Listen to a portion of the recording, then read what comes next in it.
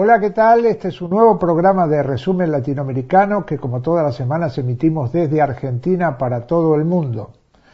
Y vamos a empezar en medio de toda esta situación difícil que estamos viviendo desde hace varios meses con una primera buena noticia que nos va a ayudar seguramente a achicar un poco el miedo, el pánico que se le ha metido en el cuerpo a muchísima gente por las infecciones, por los fallecimientos y por toda esta campaña que hemos tenido que vivir gracias a la introducción de este virus, que para nosotros sigue siendo guerra bacteriológica, para otros obra de la naturaleza, no sé obra de quién, pero ahora tenemos ya un primer adelanto llegado desde Cuba, no podía ser desde otro lugar, el candidato vacunal Soberana, una investigación hecha a contrarreloj, día y noche científicos y científicas cubanas han puesto el cuerpo, además de poner el cuerpo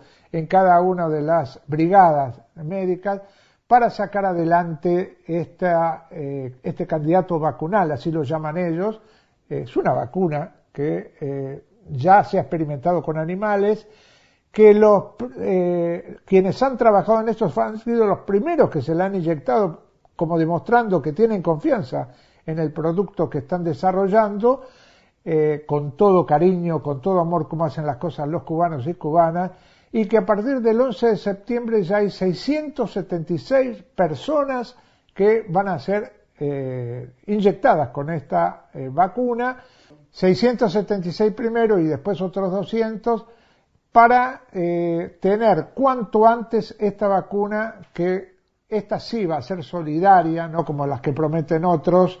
Esta va a ser solidaria porque Cuba piensa en su gente y en las gentes de todo el mundo, y lo ha demostrado en esta pandemia, ayudando allí donde la reclamaban. Han ido médicos y médicas cubanas de la Brigada Henry Reeves a tratar de dar una mano. Para hablar de todo esto y para explicarnos y emocionarnos con todo esto, tenemos un video que ha llegado de Cuba, lo ha hecho la periodista Graciela García Rivero, documentalista también, y realmente creo que les va a impactar como nos impactó a nosotros cuando lo vimos.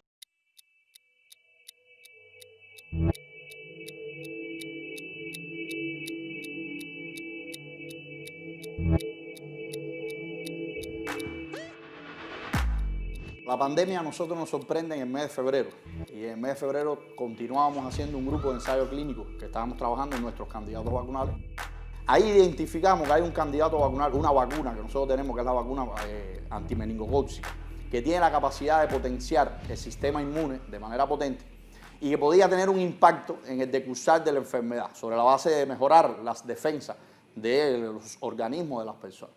Y entonces decidimos proponer hacer un estudio o una intervención, porque realmente es una vacuna que existe, en población, y ver qué impacto podía tener eso, cómo nosotros podíamos mejorar esas condiciones. Y realmente recibimos muchas muestras de la población de necesidad, de ese espíritu de la esperanza que veían en las acciones de salud que estábamos teniendo. Para nuestros trabajadores, para nuestros científicos, que en definitiva fuimos los que participamos ahí, fueron científicos, eso marcó mucho, yo pienso que nos llenó de una energía que es la energía que al final empleamos para seguir en lo que después fue la batalla fundamental, y se ha constituido la batalla fundamental, que es trabajar en una vacuna específica.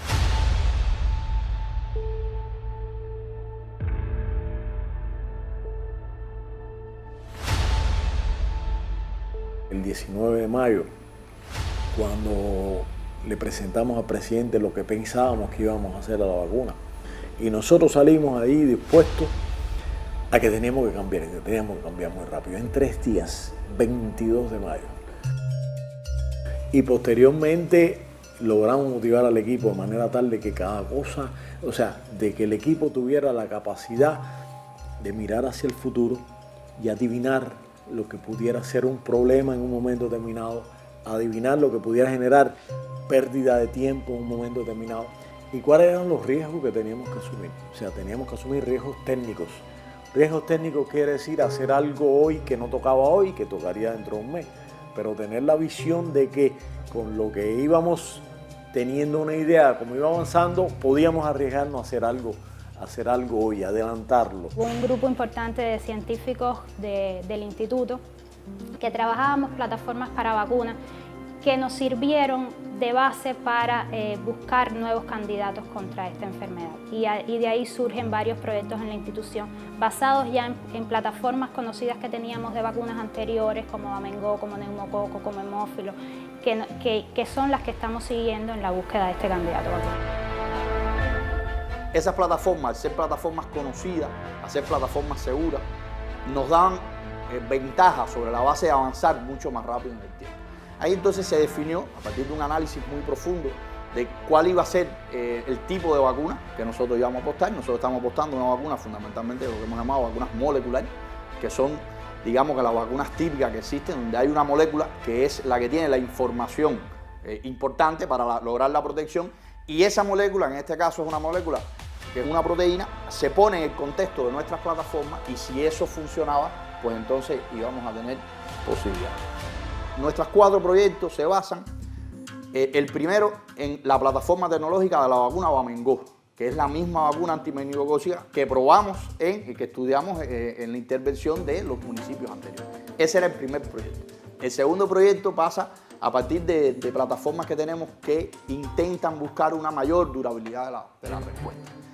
Y existen otros 2 proyectos que son más innovadores, en el cual uno está direccionado a tener una vacuna que sea nasal, o sea, que vaya directo al lugar donde está el virus, y otro 4º proyecto que intenta también generar con una plataforma similar a la de la vacuna antimeningocócica, pero intenta generar una potente respuesta inmunológica. Y con esa visualización empezamos a trabajar de manera muy acelerada. Existe experiencia en nuestro país en hacer vacunas. Nosotros fabricamos 8 de las vacunas que se utilizan hoy en nuestro programa ampliado de inmunización, y existen personas con una amplia experiencia en el desarrollo y después la producción de vacunas. Estamos trabajando de forma acelerada para cumplir todos los pasos, y estamos creando condiciones para después producirla a gran escala. A lo mejor no somos los primeros en tener la vacuna a nivel mundial, pero sí vamos a ser de los primeros en lograr una amplia cobertura de vacunación a la población entre todos los países del mundo. En eso estamos convencidos que va a ocurrir. Esta institución no tenía experiencia en el desarrollo de vacunas virales. O sea, el Instituto Finlay es una institución cuya experiencia ha estado en el desarrollo de vacunas contra enfermedades bacterianas. Por tanto, ha sido un reto desde el punto de vista intelectual en primera instancia. Hemos tenido que estudiar mucho. Yo le he dicho a mis compañeros que desde que yo terminé mi doctorado hace más de 10 años, yo no estudiaba tanto. Hemos tenido que estudiar como colegiales. En el mundo de la información científica ha estado disponible. Los artículos de ayer están disponibles hoy para toda la comunidad científica internacional. Eso ha sido algo revolucionador también. O sea, hoy no estamos teniendo que pagar por acceder a la información científica. Por tanto, el nivel de actualización depende de que tengas la capacidad de buscar el tiempo para estudiar, pero la información está ahí. El desarrollo de una vacuna demora entre 10 y 15 años. Y aquí el reto significaba hacer lo que uno hace entre 10 y 15 años en 5 meses. La única manera de hacer en 5 meses lo que tarda 10 años es hacer las cosas diferentes. Y es hacer apuestas, y esas apuestas ser precisos. Se obtuvieron las moléculas, se obtuvieron moléculas bien caracterizadas analíticamente, molecularmente muy bien definidas, y esas moléculas entonces había que llevarlas, después de toda su caracterización, a evaluación preclínica, dígase la evaluación en modelos de animales. Logramos montar en tiempo récord más de 18 estudios experimentales en diferentes modelos animales. Estamos hablando de estudios en ratones de ambos sexos, estamos hablando de estudios en conejos, en hámster, las toxicologías que realizamos en las ratas. Todo este proceso en un gran equipo, un gran colectivo que nos tocó a nosotros la responsabilidad de conducir, como decía, los experimentos en los modelos animales, pero atrás está un laboratorio muy importante que es el que realiza los estudios de la respuesta inmunológica de estos candidatos vacunales, donde hay una importante trazabilidad de todo lo que se va realizando en los modelos animales hacia los ensayos inmunoenzimáticos. Al menos en las variantes de vacuna que estamos desarrollando ahora, nosotros tenemos que generar la producción de esa proteína, la tenemos que generar en células de mamíferos. Y esa capacidad de producir esa proteína en células de mamíferos la tiene una organización muy bien desarrollada en nuestra organización en Cuba, que es el Centro de Inmunología Molecular.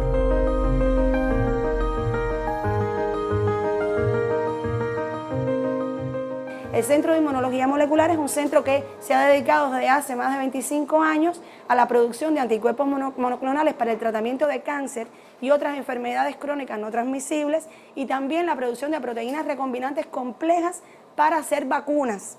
De ahí que el centro estaba totalmente preparado en su plataforma tecnológica para producir el antígeno vacunal que el Finlay iba a utilizar en el candidato vacunal que iban a proponer. Por tanto, teníamos esa capacidad, esa experiencia y la posibilidad de involucrarnos, porque bueno, hay capacidades productivas que se han reservado para este tipo de moléculas y para los candidatos vacunales de la COVID. Una vez que se tienen todos esos elementos, pues entonces viene una etapa que es resumir en algo que se llama expediente de solicitud de ensayo clínico toda esa información. Cuando se habla de un expediente, se está hablando de un expediente, y esa información se somete entonces a la entidad regulatoria, que en nuestro caso en Cuba es el CENME, es la entidad regulatoria que está facultada para evaluar toda esa evidencia y pronunciarse acerca si esa evidencia es suficiente o no para poder empezar las investigaciones en humanos. Yo me imagino esto como un gran maratón en el que tú arrancas detrás y tu tarea está en entender cómo va a ocurrir la carrera, reservar las fuerzas y en el momento preciso tener la capacidad de adelantarte y de correr delante del maratón, que no puede ser a lo mejor el primero porque al inicio porque te desgastas, no puede ser muy después porque se te va el maratón, y por lo tanto la combinación exacta de cuál era el momento de maduración de lo que había, de cuáles eran las colaboraciones que nos hacían falta, sobre todo en función del tiempo. O sea, la variable número uno de todo lo que se ha hecho es el tiempo. Lograr poner la capacidad y el conocimiento científico donde hacía falta y en el momento que hacía falta. Porque además también hemos tenido como científicos el gran reto de hacer la investigación que hace falta, que no siempre es la misma investigación que nos gustaría hacer como científicos. Como científicos nos hubiera gustado hacer muchas más cosas de las que hemos hecho, pero esas otras muchas cosas llevaban además mucho tiempo y no podíamos darnos ese lujo.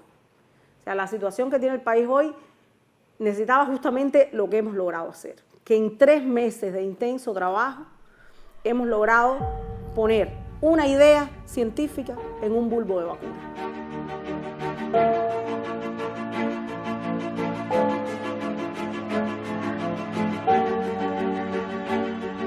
Nosotros consideramos, sin chauvinismo, que tenemos el mejor equipo del mundo trabajando en esto.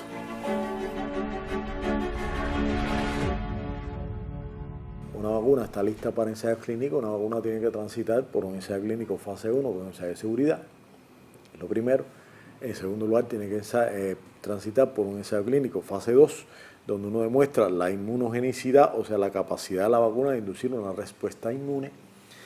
Y una vacuna debería transitar por una fase 3, que quiere decir que es una fase donde se ve la eficacia contra la enfermedad o de alguna manera una correlación entre la respuesta inmune que tuvo y la eficacia que puede existir en un momento determinado. Esta es una enfermedad muy nueva, por lo tanto esa correlación hoy no existe.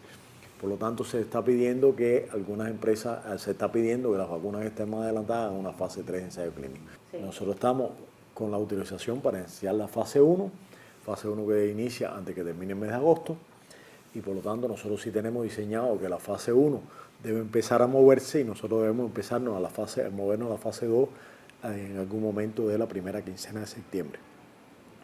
Eso nos debe dar que nosotros estemos concluyendo este ensayo fase 1-2 en el mes de noviembre. Que llegue el producto a nosotros es el escalón, es justamente la puerta para pasar a seres humanos.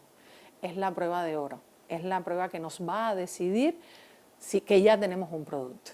Entonces eso entraña una alta responsabilidad. Todos participamos, es decir, todos desde cada una de nuestras posiciones, como investigadores clínicos, como promotores, como responsables de manejo de producto, como responsables de datos, es decir, porque todos conformamos el gran documento que sería el protocolo.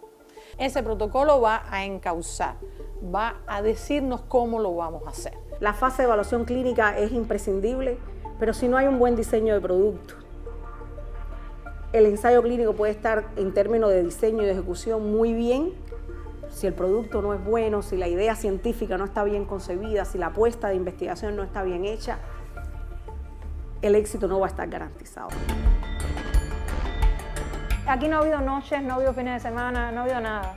Aquí la gente te dice, me voy a quedar, sí, me voy a quedar unas horas más porque quiero terminar esto, quiero entregarlo, quiero ver el resultado. Y no solo se queda el que lo tiene que hacer, se queda el resto de las personas para ver cómo da y irse con aquello de que salió ese resultado. Eso es algo que de verdad a nosotros nos emociona. Estamos en un momento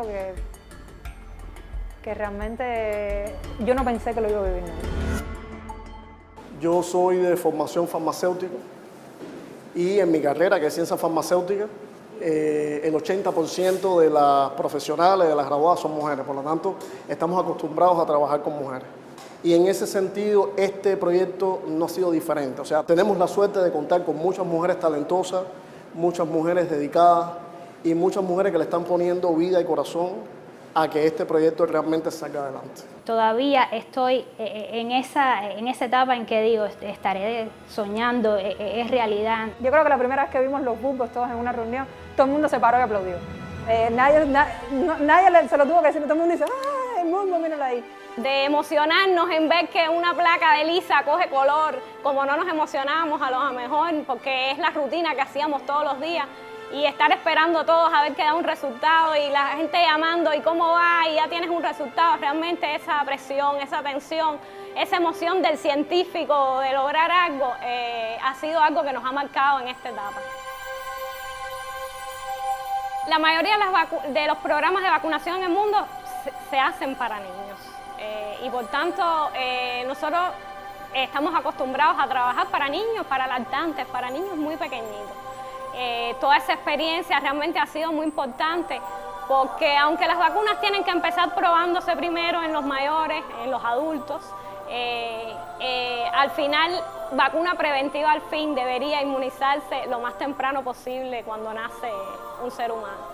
Y yo pienso que la experiencia que hemos tenido en todos estos años sí nos ha ayudado mucho a que logremos transitar más rápido en esta vacuna.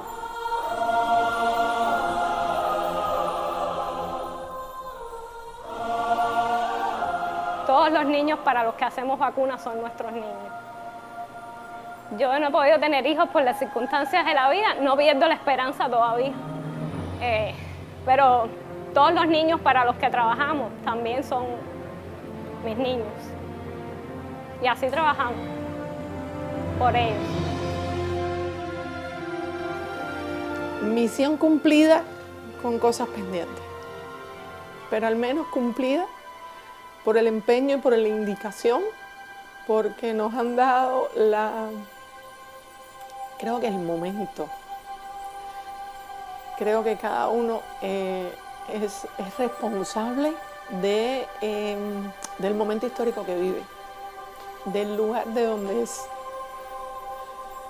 de también el ser agradecido.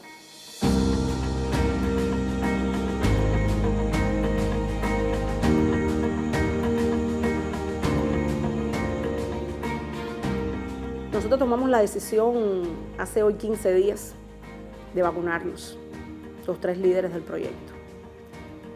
Y algunas personas me han dicho, o sea, no es una decisión para buscar ningún tipo de méritos, es una decisión primero para acelerar resultados.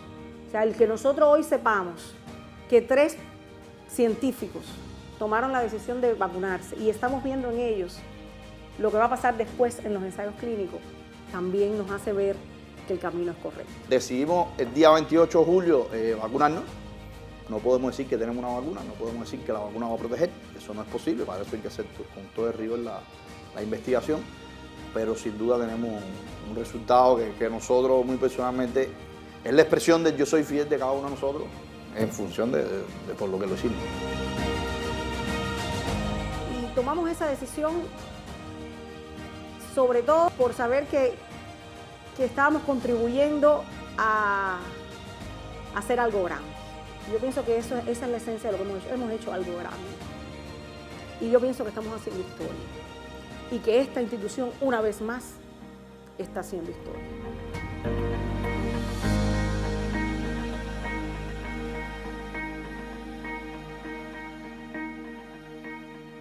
Y después de ver este estupendo video que nos da mucho ánimo para seguir caminando y luchando, vamos a un intervalo y seguimos con más resumen latinoamericano.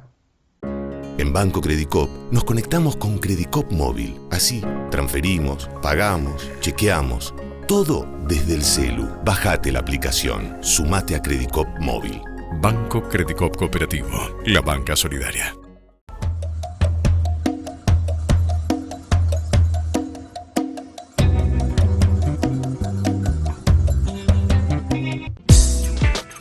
Sindicato de Visitadores Médicos, Asociación Agentes de Propaganda Médica de la República Argentina.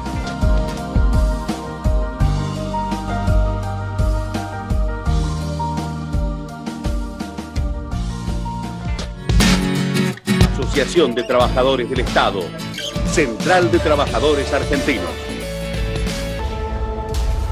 Y continuamos en resumen latinoamericano y ahora nos vamos a Panamá. Vamos a conversar con Ronaldo Ortiz del FRENADESO y del SUNTRAX del Sindicato de la Construcción y de ALBA Movimientos, y él nos va a informar de toda una campaña que se ha desatado en Panamá contra la llegada de médicos y médicas cubanas. La situación de la pandemia allí está muy dura en función de que el gobierno realmente, como otros gobiernos, han desatendido a su pueblo y ha surgido la presión de los movimientos populares para que vengan médicos cubanos. Bueno, ha reaccionado Estados Unidos diciendo que no, que de ninguna manera, y de esto y de otras cosas más nos va a hablar Ronaldo Ortiz. Sí, gracias por la oportunidad que nos ofrecen primeramente y bueno, indicar un poco el contexto que hoy día nos tiene aquí en Panamá en medio de la pandemia. Más de 83.000 contagiados en un país de 4 millones y tantos de habitantes, lo hemos reiterado en distintas ocasiones, en un país con una población relativamente pequeña con respecto a otros países, ya más de 1.800 fallecidos lamentablemente, una situación de atención sanitaria limitada donde siguen trabajadores de la salud, trabajadoras de la salud insistiendo que no hay apoyo, no hay pago, hay una desatención lamentable por parte del gobierno a este sector que está haciendo la primera línea de batalla en medio de esta pandemia, en medio de préstamos, empréstitos, de todo lo que sabemos que se ha venido dando aquí en el país, y la apertura gradual de sectores de la economía a razón de presiones del gran sector empresarial de la burguesía panameña nuestra. Esto lleva a que nosotros consideremos necesario y urgente el apoyo internacional en función de que sentimos que estamos en una calle sin salida. Siguen aumentando los contagios, sigue muriendo nuestra gente en los centros médicos, hay más de 1.600 hospitalizados directamente en salas, hay más de 25.000 afectados, reiteramos, un país de 4 millones y medio de habitantes, menos de medio millón de 4 millones, .3 puede ser.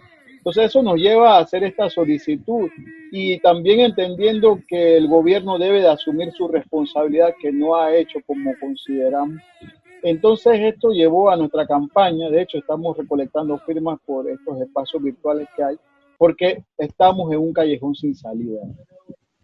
¿Y qué pasó una vez que se conoció esta decisión de que vengan médicos cubanos y médicas cubanas? ¿El gobierno los apoya en este pedido? Decir que el gobierno, después de más de 5 meses ya de haberse cumplido, conocerse el primer caso de la pandemia, tuvo que entender que la situación se le estaba saliendo de las manos e hizo una solicitud internacional. Entiendo que informaron ellos que hablaron con varios países solicitando el apoyo, pero solo fue Cuba quien ofreció su apoyo con su brigada cubana médica Henry Reed. Desde ese entonces, eso fue a mediados de la semana pasada, el gobierno estadounidense inmediatamente sale a decir que es un peligro que llegue la brigada médica. Entonces el gobierno se vio obligado, ¿no?, a hacer esa solicitud a razón de que tanto los países que podían colaborar no han podido atender ese llamado a nivel internacional, y aquí a lo interno, los sectores médicos, tanto los generales como los privados, tampoco dieron respuesta a esa convocatoria que hizo el gobierno. Queremos decir con esto que eso fue una insistencia del movimiento popular, del pueblo panameño, no solo nosotros, el pueblo panameño que está sufriendo con las cifras que dijimos al inicio, esta pandemia. Entonces, de ahí se hace esa alerta del gobierno estadounidense de Donald Trump a no aceptar, a no aceptar esta condición, pues, de que lleguen los compañeros y compañeras de la Brigada Médica Henry Reed. ¿Cuál es la excusa que pone Estados Unidos para que precisamente Estados Unidos, con las dificultades que está teniendo su población para enfrentar la pandemia por el mal gobierno, para que no vayan médicos o médicas cubanas a Panamá? O sea, ¿qué tratan a Panamá como una colonia que tiene que obedecer este tipo de instrucciones que ellos le dan? Así mismo es, así como has indicado, lamentablemente los gobiernos que han pasado por nuestro país, el que está actualmente, son gente que se entregan genuflexamente a los designios del imperialismo yanqui, en este caso dirigido hoy día por Donald Trump y todo su séquito de secuaces. ¿Cuál es la excusa? La excusa fue de que la relación iba a ser directamente con el gobierno cubano y que el gobierno cubano explota a los médicos de ese glorioso pueblo hermano. Y de ahí se han tomado eso. De hecho, este lunes, recién de esta semana, llegó una delegación del gobierno estadounidense, un asesor de seguridad, el jefe del Comando Sur, un aspirante a presidente del Banco Interamericano de Desarrollo, con esa falsa expectativa que crean de apoyo, cuando en realidad no han podido apoyar ni a su pueblo en Estados Unidos. Ahora quieren hacerle ver a otros países que no van a apoyar. De ahí ese fue el argumento, y vinieron a presionar, más allá de lo que ya sabemos que vienen este tipo de delegaciones a hacer a nuestros países, ¿no? Imponer su línea, como decimos. Contame una cosa, ¿y en qué momento estamos entonces? ¿Van a llegar o no van a llegar los médicos cubanos y las médicas cubanas? Otro elemento que se da en el medio de esto, de manera, vamos a decir, mágica, digámoslo así, para no llamarle de otra manera, el sector de médicos que salió, hay un sector que se opone a esto, argumentando sin base de que los cubanos lo que vienen es realmente a dogmatizar a la gente, algo absurdo que todos sabemos. Mágicamente, ese primer llamado que se hizo hace muchos meses atrás a los sectores privados de las organizaciones, no son todos ni es la mayoría, claro, el trabajador y la trabajadora de la salud están haciéndole frente a la situación de la pandemia, pero no se dan basto, están agotados, hay más contagios, como decimos. Entonces, mágicamente ahora hay un acuerdo entre el gobierno y sectores de los médicos para, ellos dicen, asumir ese compromiso de atender, y que para que no se venga ningún tipo de esfuerzo extranjero. Entonces están, vamos a decir, en una pausa. Lo que se ha dicho el gobierno es que si se ve la necesidad urgente, se va a contratar sin ningún tipo de limitaciones a invitar también a brigadas de otros países. Entonces eso está ahorita en pausa, porque le digo y reitero, mágicamente cuando se anuncia por parte del gobierno estadounidense todo este tema de limitaciones, de temores, los médicos reaccionaron y bueno, vamos a reunirnos con el gobierno, y se reunieron un sector, una cúpula, un grupo, digamos, y ahora hay médicos, aparecieron los médicos, pero bueno, en su momento cuando se hizo ese llamado, no había y no querían, solo entiendo asumieron 2 o 3, querían era atender en la ciudad cuando también en el interior del país hay pandemia, en fin, hubo una serie de maniobras ahí que se dieron, que sabemos que vienen de algún modo por esa línea que el gobierno estadounidense también plantea. Reiteramos también que es bueno también que se conozca, no son todos ni es la mayoría, pero es un grupo que tiene un nivel de presión y de intervención en el gobierno panameño también, ¿no? Y nuestra solidaridad siempre absoluta con todos los sectores de las y los trabajadores de la salud que están haciéndole frente a la pandemia aquí en Panamá.